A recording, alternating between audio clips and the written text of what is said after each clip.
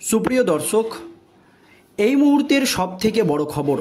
দর্শক, এবার আরজি কর মামলার শুনানির আগের দিনই বড়সড় পদক্ষেপ নিতে চলেছে বা কঠোর পদক্ষেপ নিতে চলেছে জুনিয়র ডাক্তাররা, এবং কড়া হুঁশিয়ারি কিন্তু এবার তারা আজ দিয়েছেন। কি পদক্ষেপ নিতে চলেছে আজকের এই প্রতিবেদনে আপনাদেরকে জানাবো। কিন্তু দর্শক, কেন এই পদক্ষেপ নিচ্ছেন ডাক্তাররা তা নিয়ে কিন্তু প্রশ্ন উঠে গিয়েছে। দর্শক, আপনারা জানেন এই আরজি কর কাণ্ডে মহিলা চিকিৎসকের মৃত্যুর ঘটনায় দ্রুত ন্যায় বিচারের দাবিতে সমাজের সমস্ত শুভবুদ্ধি সম্পূর্ণ মানুষ থেকে শুরু করে একাধিক ছাত্র সংগঠন, এমনকি জুনিয়র ডাক্তাররা প্রতিবাদ করছে যাতে দ্রুত বিচার হয়। কিন্তু হঠাৎ করে একদিন সুপ্রিম কোর্টের প্রধান বিচারপতি DY চন্দ্রচূড়ের নেতৃত্বাধীন ডিভিশন বেঞ্চে যখন এই মামলা চলছে, তখন কিন্তু এই মামলাকে পিছিয়ে দেওয়া হয় বা এই মামলার যে শুনানি সেটা কিন্তু পিছিয়ে দেওয়া হয়।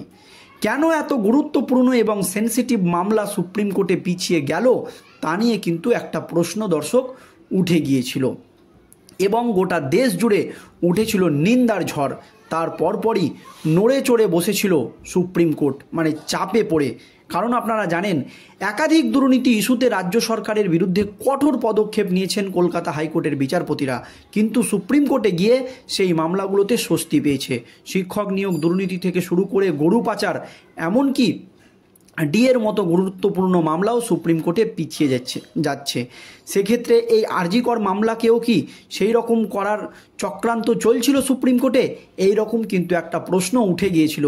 আর গোটা দেশ জুড়ে নিন্দার ঝড় উঠতেই 9ই সেপ্টেম্বর এই আরজি কর মামলার শুনানির দিন ধার্য করে। এক কথায় চাপে পড়ে চন্দ্রচূড়ের বেঞ্চ। তবে এই 9ই সেপ্টেম্বর কি রায় দেয় সুপ্রিম কোর্ট, সেই দিকেই কিন্তু তাকিয়ে রয়েছে। আর রায় যাতে উল্টো পাল্টা না হয় বা সঠিক হয়, তার জন্যই এবার বড় সড়ো পদক্ষেপ নিল জুনিয়র ডাক্তাররা। দর্শক, কি পদক্ষেপ নিয়েছে তারা দেখুন। অসুস্থ প্রধান বিচারপতি, সেই কারণে আরজি কর মামলার বহু প্রতীক্ষিত শুনানি পিছিয়ে গিয়েছে সুপ্রিম কোর্টে, এমনটাই কিন্তু জানানো হয়েছিল। দেশের প্রধান বিচারপতি DY চন্দ্রচূড়ের ডিভিশন বেঞ্চে বৃহস্পতিবার আরজি কর মামলার শুনানি হওয়ার কথা ছিল, তবে সেদিন তা বাতিল হয়ে যাওয়ায় হতাশ হয়ে যায় রাজ্যবাসী। তবে জুনিয়র চিকিৎসকরা জানিয়েছিল এই শুনানি যত পিছবে তাদের আন্দোলনের ঝাঁজ ততই বাড়বে। সেই সময় পরবর্তী শুনানির দিন ধার্য করে চাপে পড়ে সুপ্রিম কোর্ট। পরে বৃহস্পতিবার রাতেই জানানো হয় সোমবার 9ই সেপ্টেম্বর শীর্ষ আদালতে এই মামলার শুনানি হতে চলেছে। এখন সকলের নজর সেই দিকে। সুপ্রিম কোর্ট আরজি কর মামলার যে শুনানি চলছে, প্রধান বিচারপতি DY চন্দ্রচূড় এবং বিচারপতি JP পাদ্রিওয়ালা এবং বিচারপতি মনোজ মিশ্রের বেঞ্চে স্বতঃপ্রণোদিতভাবে এই মামলায় হস্তক্ষেপ করেছে নিজে সুপ্রিম কোর্ট। এর আগের শুনানি চলাকালীন চিকিৎসক ধর্ষণ ও খুনের ঘটনায় গভীর উদ্বেগ প্রকাশ করেছিলেন প্রধান বিচারপতির বেঞ্চ। মূলত প্রশ্ন উঠে পুলিশের ভূমিকা নিয়ে রাজ্যের দিকেও আঙুল তোলে সুপ্রিম কোর্ট। চিকিৎসক ধর্ষণ ও হত্যাকাণ্ডে গত শুনানিতে সুপ্রিম কোর্টের স্ট্যাটাস রিপোর্ট পেশ করে কেন্দ্রীয় তদন্তকারী সংস্থার সলিসিটর জেনারেল CBIর স্ট্যাটাস রিপোর্টে জমা করেন প্রধান বিচারপতির বেঞ্চে। তার পরপরই একাধিক বিষয় নিয়ে উদ্বেগ প্রকাশ করেন সুপ্রিম কোর্টের আরও অন্যান্য বিচারপতিরা। কিভাবে অস্বাভাবিক মৃত্যুর অভিযোগ দায়েরের আগেই ময়না তদন্ত, প্রশ্ন তোলেন প্রধান বিচারপতি। মৃত্যুর দিন টানা 36 ঘন্টা ডিউটিতে ছিলেন নির্যাতিতা, কিভাবে টানা একজন 36 ঘন্টা ডিউটি করে, প্রশ্ন উঠে যায় সুপ্রিম কোর্টে। সকাল 10টা 10 মিনিট নাগাদ টালা থানায় অভিযোগ দায়ের করলো, আর রাত 11:30টায় ঘটনাস্থল সিল করলো পুলিশ। মাঝের এতটা সময় সেখানে কি হয়েছিল, এই প্রশ্ন তোলে সুপ্রিম কোর্ট। ময়না তদন্তের পর কিভাবে একটি অস্বাভাবিক মৃত্যুর মামলা রুজু হলো? যদি এটি অস্বাভাবিক মৃত্যু নাই হয় বা নাই হয়ে থাকে, তাহলে ময়না তদন্তের কি প্রয়োজন ছিল? আদালতে প্রশ্ন বিদ্ধ হয় রাজ্য। ক্রাইম সিন নষ্ট করার চেষ্টা হয়েছে বলে অভিযোগ তোলেন সলিসিটর জেনারেল। CBIয়ের স্ট্যাটাস রিপোর্টে এ বিষয় তুলে ধরা হয়। এই মামলায় এসপি ভূমিকা নিয়ে এসপির ভূমিকা সন্দেহজনক বলে মনে করে সুপ্রিম কোর্ট। পাশাপাশি শুনানি চলাকালীন বিচারপতি পাদ্রিওয়ালার মন্তব্য, এই মামলায় রাজ্য যা করেছে তা আমি 30 বছরে দেখিনি। আগামী 9 সেপ্টেম্বর সকাল 10টা নাগাদ এই মামলার পরবর্তী শুনানি রয়েছে সুপ্রিম কোর্টে।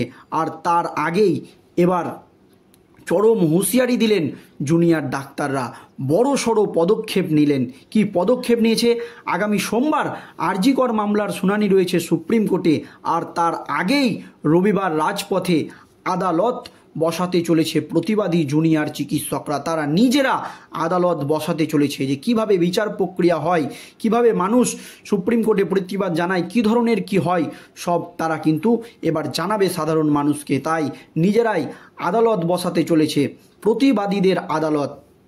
সাধারণ মানুষ সেখানে জানাবেন নিজেদের মতামত।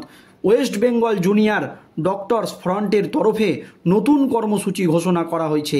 এই বিজ্ঞপ্তিতে তারা জানিয়েছে 8ই সেপ্টেম্বর রবিবার জেলায় জেলায় সকাল 10টা থেকে অভয়া ক্লিনিক এর আয়োজন করা হবে। অভয়া ক্লিনিক সংলগ্ন এলাকাতে তারা আয়োজন করবেন জনতার মতামত, রাজপথে আদালত কর্মসূচি। পাশাপাশি রবিবার ফের একবার মানববন্ধনের ডাক দিয়েছে জুনিয়র ডাক্তাররা। বিকেল 5টায় রাস্তায় মানববন্ধন করে জাতীয় সঙ্গীত গাওয়ার আহ্বান জানিয়েছেন সকলকে। সুপ্রিম কোর্টের প্রধান বিচারপতির দৃষ্টি আকর্ষণ করার জন্য যে আমরা কতটা উদ্গ্রীব এই ন্যায্য বিচারের দাবিতে। এছাড়াও জনতার আদালতে জনতার কাছে কিছু প্রশ্ন রেখেছে আন্দোলনকারী ডাক্তাররা।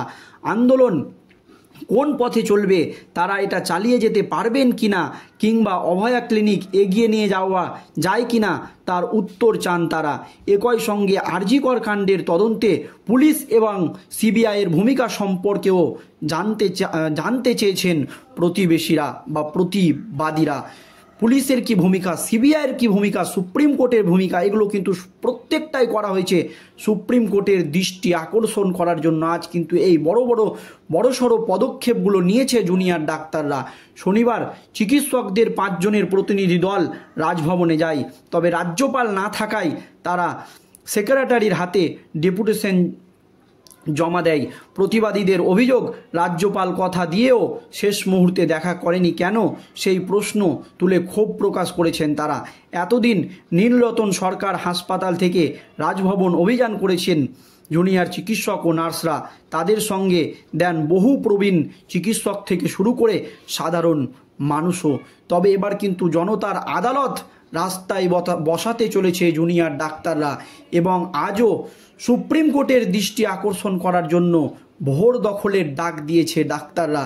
যে এই যে মামলা রয়েছে বা এই মামলার যে শুনানি রয়েছে সুপ্রিম কোর্টে, তার গুরুত্ব কতটা তা বোঝাতেই। আর এবার যদি এই মামলা পিছানো হয় বা কোনো কিছু হয় বা কোনো ধরনের চক্রান্ত হয়, তার জন্য কিন্তু বড়সড় পদক্ষেপ নেবে ডাক্তাররা, তারা কিন্তু পরিষ্কার জানিয়ে দিয়েছে।